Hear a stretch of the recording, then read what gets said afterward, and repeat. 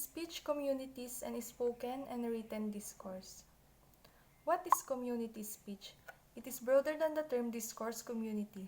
It is a term in social linguistics and linguistics anthropology for a group of people who use the same variety of a language and who share specific rules for speaking and interpreting speech.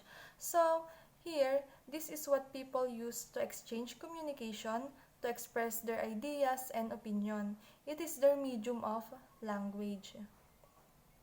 According to George Yule, speech is a form of identity and is used consciously or unconsciously to indicate membership of different social groups or different speech communities. So I agree to him that speech is a form of identity. When you hear them utter words, you already know where they belong. For example, when I went to Ilocos, I interact different people. And as they talk, they had their own language and their own accent. Age of entry to the speech community. In number 1, it shows that you should assess your words you have used in order for them to understand you. Number 2, the speech community's attitude and expectations toward the place of second language. At this point, you should put yourself to their own situation. Example, you go to the one place and they use English language. Then you need to observe first so that you know what language you should use to. Number 3, speakers in the same speech community. Here, what is the medium being used in that community is what you will use also in making speech for you to understand each other. Educational or occupational opportunities or limitation in particular speech community.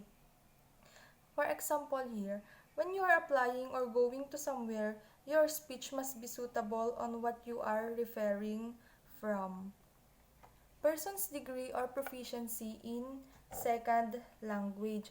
So here, not all persons are educated or familiar with the second language because not all persons are literate. The extent to which they want to be a part of the second language speech community.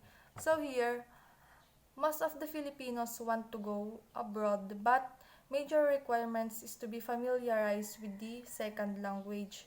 Just like in our generation today, the kids are being taught by their parents to speak with the second language.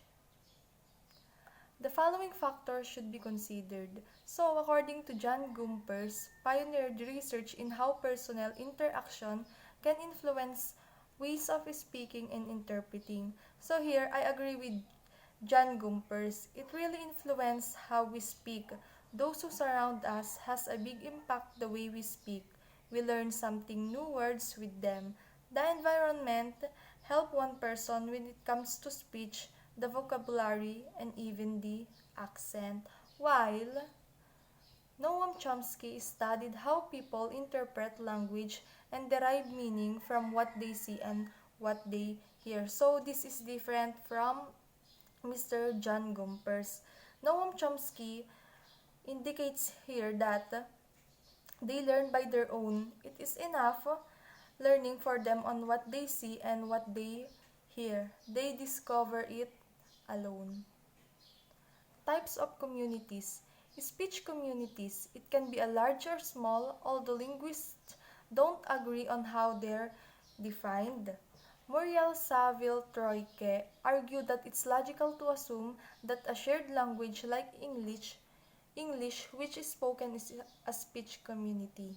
But she differentiates between hard-shelled communities which tend to be insular and intimate like a family or religious sect, and soft-shelled communities where there is a lot of interaction.